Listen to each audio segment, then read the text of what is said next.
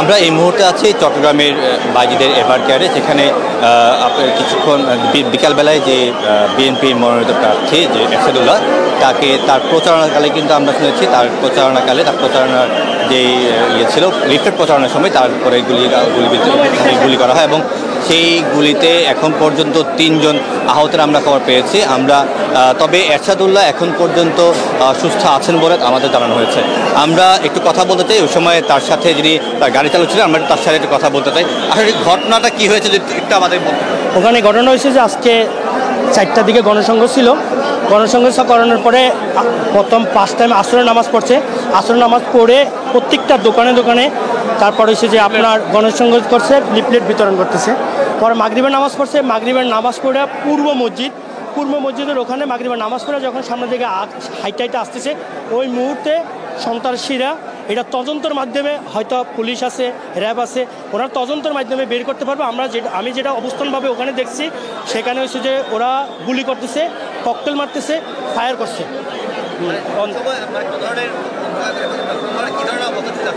ওখানে ভীতিকর অবস্থা ওখানে ছিল, তখন ভীতিকর অবস্থা ছিল। স্যারের গুলি লাগছে এই বরাবর, এখানে গুলি লাগছে, আরও টোটালি মিলে 60 সহ 4 জন আহত হয়েছে। এখানে আমরা তখন আসছি যে 6টার দিকে আসছি আমরা এখানে। এখন বাকি যে অবস্থা কি বা এরশাদুল্লাহর অবস্থা কেমন? ইনশাল্লাহ আল্লাহ দিলে স্যারের এখন মোটামুটি আশঙ্ক মুক্ত আছে উনি। বাকি 3 জনের এখন বলতে পারবো না ওনারা কি অবস্থায় আছে। স্যারের আশঙ্ক মুক্ত আছে। হ্যাঁ, খবর নিচ্ছে ওরাও। একজন তো এখন আপনার সামনেই দেখলেন যে হয়তো চট্টগ্রাম মেডিকেল বা মেট্রোপলিটনের এক জায়গাতে নিয়ে গেছে, আর 3 জন এখানে উপস্থিতভাবে এখনও আছে।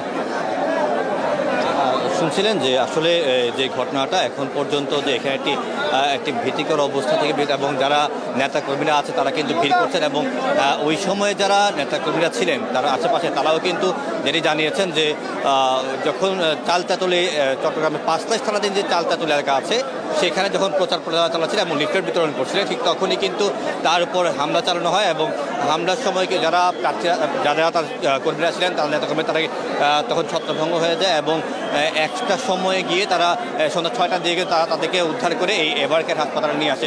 আমরা যদি আরও কয়েকজনের কাছে শুনতে চাই, আপনি এখানে কি দেখেছেন? আসলে না, আমরা আসছি নামাজ পড়ে, খবর পেয়ে আমরা আসছি। এখন আমরা গতকালকে ওনার সাথে প্রোগ্রাম শেষ করে আমরা যে যার বাসায় চলে গেছি। এখন উনি আমাদেরকে নির্দেশ দিয়েছে যার এলাকাতে আমরা যেন গণসংযোগ করি। এখন মাগরিবের নামাজ পড়ে বের হওয়ার পর শুনলাম যে উনি গুলিবিদ্ধ হয়েছেন, সেই জন্য আমরা এখানে সবাই চলে আসছি।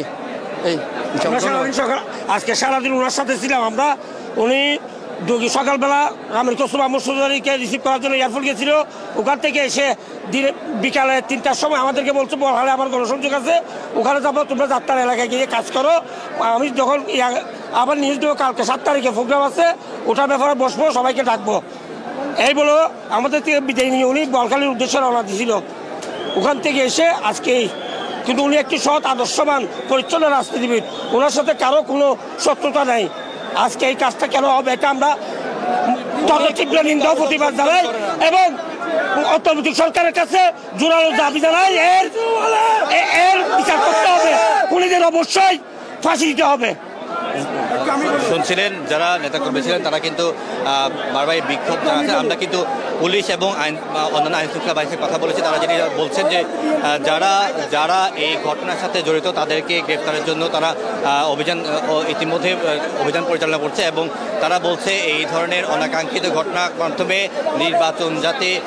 নির্বাচনকে কোন ধরনের বাধাগ্রস্ত করার মতো যে ধরনের চাল বা অন্য কেউ যদি প্রতিবন্ধকতা তৈরি করে তাদেরকে কোনোভাবে ছাড় দেওয়া হবে না এবং যারা এই ঘটনার সাথে জড়িত তাদেরকে দ্রুত আইনের আওতায় এনে দৃষ্টান্তমূলক শাস্তির ব্যবস্থা করা হবে বলেও তারা আমাদেরকে নিশ্চিত করেছেন। আমরা চট্টগ্রাম পুলিশ কমিশনের সাথে কথা বলেছি, তিনিও বলছেন ইতিমধ্যে যারা এটার সাথে জড়িত তাদেরকে ধরার জন্য কিন্তু তারা অভিযান পরিচালনা করছে এবং বিভিন্ন থানা, আমরা বাইজি থানার সাথে কথা বলেছি এবং পাকিস্তানের সাথে কথা বলেছি, তারাও কিন্তু বলছে তারা এই ঘটনার সাথে যারা জড়িত তাদের কিন্তু ধরার জন্য ইতিমধ্যে অভিযান পরিচালনা করছে। আমরা যদি আরো কয়েকজনের কথা বলে দেখি, আমি বলি এই কাম আমলিক সন্ত্রাসের দীর্ঘদিন ধরে ওরা অস্ত্রের কায়েম করেছিল।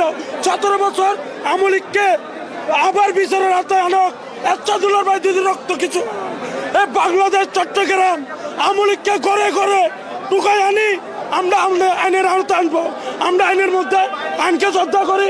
আমলিক সন্ত্রাসকে কোনো মতো চট্টগ্রামে দেখা হবে না। আমলিক আবারও ষড়যন্ত্র চট্টগ্রামে করতে চায়, এই এবার কে বলতে চায় আমলিক অকলীয় পলায় পলায় থাকি আমাদের বাইকে গুলি করে বাঁচবে। আমরা বিএনপির কর্মীরা যেতে থাকতে কোনো সময় আমাদের একটা কর্মীর গায়ের মধ্যে রাখতে হবে। এটা আমাদের গায়ে রাখতে পারবে, ঠিক আছে? আমরা এখন এই মুহূর্তে আসামিদের যারা এই কাজ করছে, যে এই কাজ যারা করছে তাদের ফাঁসির দাবি করি, তাদের দৃষ্টান্তমূলক শাস্তির দাবি করি, তারা যেন ফাঁসি হয়। আর আমরা এখন এই মুহূর্তে এরশাদ ভাইয়ের সুস্থতা কামনা করি। আমাদের ৮ আসনের নেতা এরশাদ ভাইয়ের সুস্থতা কামনা করি। দেশবাসী সবার কাছে দোয়া চাই, সবাই দোয়া করবেন যেন এরশাদ ভাই তাড়াতাড়ি সুস্থ হয়ে আমাদের মাঝে ফিরে আসেন, এটা চাই এখন এই মুহূর্তে। শুনছিলেন বিভিন্ন মানে যারা নেতা কর্মীরা আছেন তারা কিন্তু এই বিষয়ে কথা বলছিলেন এবং জানাচ্ছিলেন যে তাদের ক্ষোভ।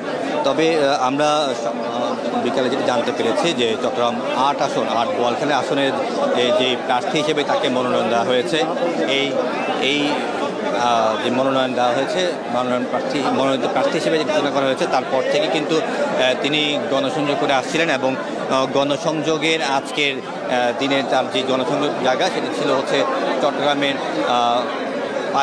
পাঁচলাইশ থানাধীন চালতাতুলি এলাকা, যেখানে তিনি গণসংযোগ চালাচ্ছিলেন এবং সেই গণসংযোগ চালানোর কালে লিফলেট বিতরণ করার কালে তাকে ধরে পড়ে এই হামলা চালানো হয় এবং এই হামলার তীব্র নিন্দা এবং প্রতিবাদ কিন্তু তাদের কর্মীরা জানিয়েছেন। আমরা আর্যের সাথে কথা বলে যেটি আর্যের সাথে কথা বলবো, কি ছিল আপনি কি জানতে পেরেছেন? আসলে আমি জানতে পেরেছি উনি গণসংযোগকালীন অবস্থায় ওনাকে গুলি করেছে। উনি গুলিবিদ্ধ অবস্থায় এখানে হাসপাতালে ভর্তি হয়েছে। এই ঘটনার জন্য আমরা তীব্র নিন্দা জানাই। অনতিবিলম্বে যারা এই ঘটনা ঘটিয়েছে তাদেরকে খুঁজে বের করে দৃষ্টান্তমূলক ব্যবস্থা নেওয়ার জন্য আহ্বান জানাই। যেহেতু নির্বাচনী পরিবেশ যদি ফিরিয়ে না আসে তাহলে নির্বাচন কঠিন হয়ে দাঁড়াবে, সেই জন্য তাদেরকে অনতিবিলম্বে, এরা চিহ্নিত সন্ত্রাসী, এদেরকে গ্রেপ্তার করার জন্য আমরা দাবি জানাচ্ছি। শুনছিলেন যারা এই কথা বলছিলেন এবং যারা নেতাকর্মী যারা আছেন তারাও কিন্তু তাদের ক্ষোভ জানাচ্ছেন এবং ক্ষোভের মাধ্যমে তারা যেটি বলছিলেন যে এটি আসলে কারা করেছে তারা নিশ্চিত না হলেও প্রশাসন তার যে তদন্ত আছে তদন্তের মাধ্যমে যিনি বা যারা এই ঘটনার সাথে জড়িত তাদেরকে এই দৃষ্টান্তমূলক শাস্তির ব্যবস্থা করবে এবং তাদেরকে আইনের আওতায় এনে শাস্তির ব্যবস্থা করবে। আমরা এই কিছুক্ষণ আগে কিন্তু যে এবারকার কর্তৃপক্ষের সাথে কথা বলতে চেষ্টা করেছি, তারা কিন্তু এখন পর্যন্ত আনুষ্ঠানিকভাবে কোনো ধরনের কথা বলেনি যে কোনো তাদের কী অবস্থা। তবে আমরা যে সংশ্লিষ্ট যে সূত্র আছে তাদের থেকে যেটি জানতে পেরেছি, তারা এখন পর্যন্ত 3 জনের গুলিবিদ্ধের কথা আমরা জানতে পেরেছি। একজন হচ্ছে এরশাদুল্লাহ যিনি প্রার্থী এবং অন্যজন হচ্ছে সারার বাবলা এবং আরেকজন হচ্ছেন শান্ত। তবে সারার বাবলার অবস্থা আশঙ্কাজনক এখন পর্যন্ত আমরা জানতে পেরেছি এবং এরশাদুল্লাহ যিনি আছেন তিনি সুস্থ আছেন এবং সবার সাথে কথা বলছেন।